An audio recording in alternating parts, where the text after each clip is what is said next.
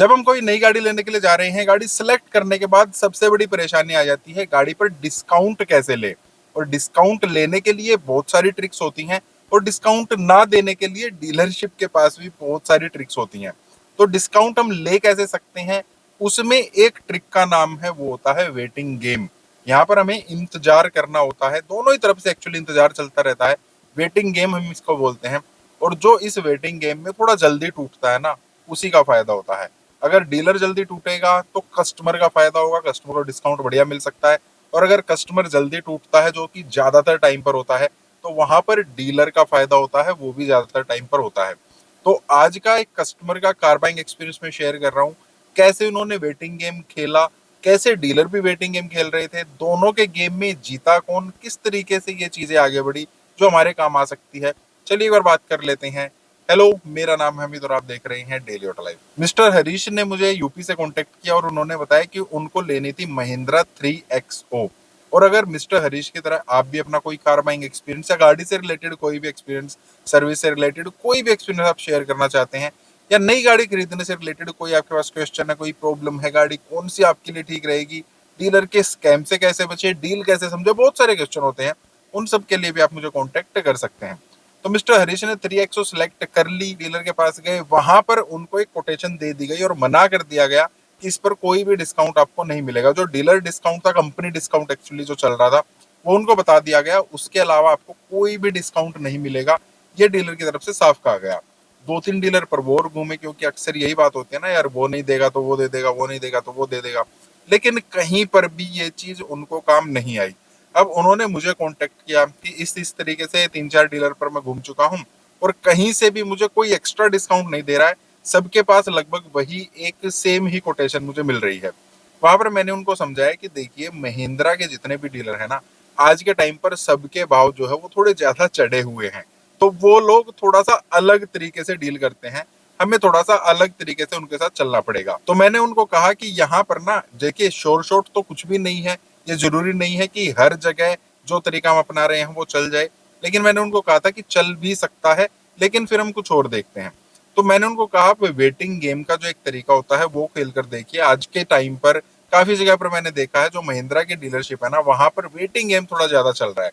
इस तरीके से अब आपने उनके पास इंक्वायरी डाल दी या पूछ लिया, अक्सर क्या होता है, हम कहीं पर भी जाएंगे, टाटा पर जाएंगे, मारुति पर जाएंगे, टोयोटा पर की, या पर किसी पर भी जाएंगे, वहां से हमें बैक कॉल आ जाता है 2-3 दिन के बाद। आप प्लान कर रहे थे गाड़ी लेने का, क्या रहा। महिंद्रा की तरफ से काफी कम ऐसा हो रहा है आज के टाइम पर, शायद उनकी कोई अपनी ट्रिक है। तो मैंने बताया कि आप ना थोड़े दिन रुक जाइए, किसी को भी आप फोन मत कीजिए। 5-7-10 दिन भी हो सकते हैं, अगर आपके पास इतना टाइम है कि आप 1 महीने तक थोड़ा सा डिले कर सकते हैं तो ठीक है। और अगर आप डिले नहीं कर सकते हैं तो फिर आपको जाकर गाड़ी लेनी पड़ेगी, फिर आपको ज्यादा डिस्काउंट वगैरह के बारे में नहीं सोचना है, क्योंकि आपको नहीं मिलेगा। तो हरीश जी ने कहा कि कोई बात नहीं, 1 महीने के आसपास हम थोड़ा इंतजार कर लेते हैं, कुछ पैसे बच जाए तो उसमें प्रॉब्लम क्या है, ऐसा भी कोई मेरा काम तो अटका नहीं हुआ गाड़ी के बिना। तो मैंने कहा ठीक है। अब 5-7 दिन हो गए, 10 दिन के आसपास हो गए, उनके पास कोई फोन नहीं आया। 10 दिन के बाद एक डीलर की तरफ से उनके पास फोन आया कि सर, आप गाड़ी लेने के लिए प्लान कर रहे थे। यहाँ पर हमारी ऑलरेडी बात हो चुकी थी। अब मिस्टर हरीश ने उसको बोल दिया, हाँ गाड़ी की प्लानिंग चल रही थी, मैंने आपसे कोटेशन ली थी, एक जगह मैंने और कोटेशन ली, वहां पर मुझे कोटेशन जो है प्राइस वगैरह थोड़े अच्छे मिल गए, तो जस्ट अब वहीं पर मेरी बात चल रही है, बुकिंग मैं कराने वाला हूँ 2-4 दिन में। अब ये सुनते ही उसके ना कान खड़े हो गए, यार बुकिंग कराने वाले हैं। तो उन्होंने कहा, सर आप हमारे पास बुकिंग करा दीजिए, जो भी आपको कोटेशन वहां से मिली है वो कोटेशन हम आपको मैच कर देंगे, आप मुझे वो कोटेशन बता दीजिए। अब वहां पर मिस्टर हरीश ने बताया कि यार, आप लोग से जो भी कोटेशन थी ना, उनकी लगभग 20,000 रुपए वो कोटेशन कम है, और आप लोग मुझे 20,000 रुपए के आसपास एसेसरीज दे रहे थे, वो लोग 10,000 की एसेसरी देने के लिए तैयार हैं। तो ये कोटेशन अभी मेरे को मिल रही है और मैं वहां पर बुकिंग डलवाऊंगा। तो इस बंदे ने कहा कि चलिए ठीक है सर, मैं भी अगर बात कर लेता हूँ और आपको कॉल करता हूँ।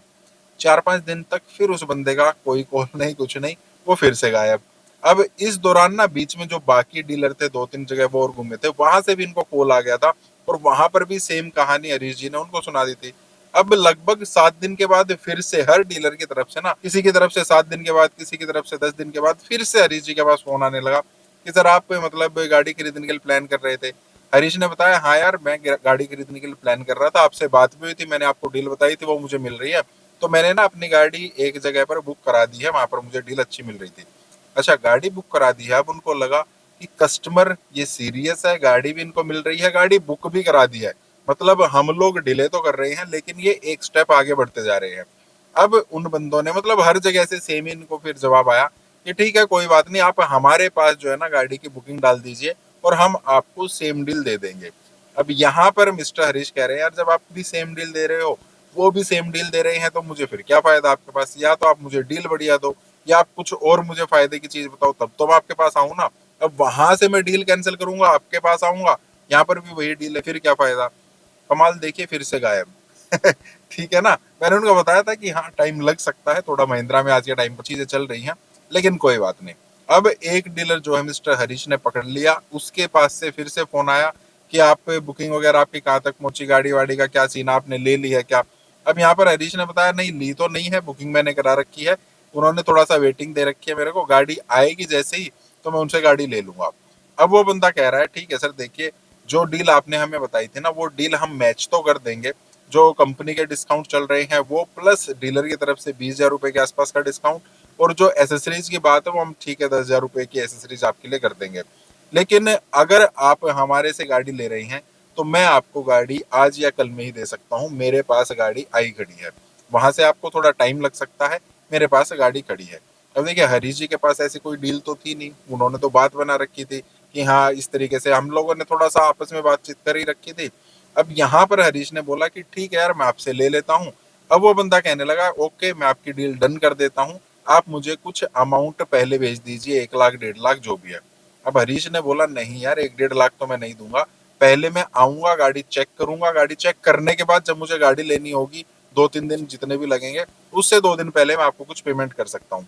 अब वो बंदा फिर से बात बना रहा नहीं सर आपको आज ही पेमेंट करनी पड़ेगी, कुछ 1-1.5 लाख तो देना ही पड़ेगा, अदरवाइज फिर हमारी डील कैंसिल रहेगी। हरीश ने बोला कोई बात नहीं यार आप डील कैंसिल ही कर दो, मेरी तो गाड़ी बुक हुई खड़ी है, मुझे कोई टेंशन नहीं है, सेम डील आप दे रहे हो, वहां मैं आराम से गाड़ी वाड़ी चेक करूंगा, आप लोग तो मतलब ऐसे तलवार लटका रहे हो यार मेरी गर्दन पर, मुझे नहीं चाहिए, कोई बात नहीं।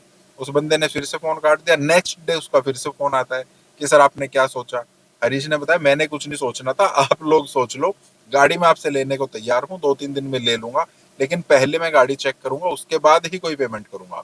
अब उसके तेवर जो है थोड़े से ढीले हुए, उसने कहा ठीक है सर कोई बात नहीं, आप आज आ जाइए और गाड़ी को चेक कर लीजिए अच्छे से, आपको गाड़ी पसंद आती है तो फिर बताइए आप गाड़ी कब लेंगे। मिस्टर हरीश उनके पास गए, वहां पर उन्होंने गाड़ी को चेक किया, गाड़ी उनको ठीक लगी, कोई दिक्कत नहीं है।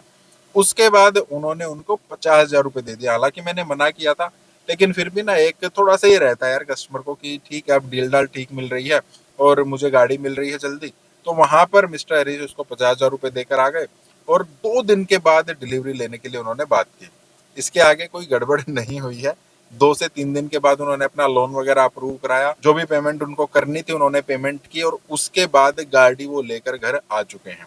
तो यहाँ पर मिस्टर हरीश कह रहे थे कि इनका जो इस तरीके से बात करने का जो तरीका होता है ना वो बड़ा ही खतरनाक है। ऐसा लगता है कस्टमर को कि यार मतलब अवेलेबल है ही नहीं, वो भी ऐसे ही बोल रहा है, वो भी ऐसे ही बोल रहा है, वो भी ऐसे ही बोल रहा है, और वेटिंग गेम। हाँ 10 दिन तक यार कोई फोन ही नहीं किया, ऐसा लगता है मतलब इनको तो कोई जरूरत है ही नहीं मेरे ख्याल से। तो ये चीजें भी चलती हैं, हर तरीके की ट्रिक मार्केट में चल रही हैं, हमें देखना कौन से हमारे काम आ सकती है।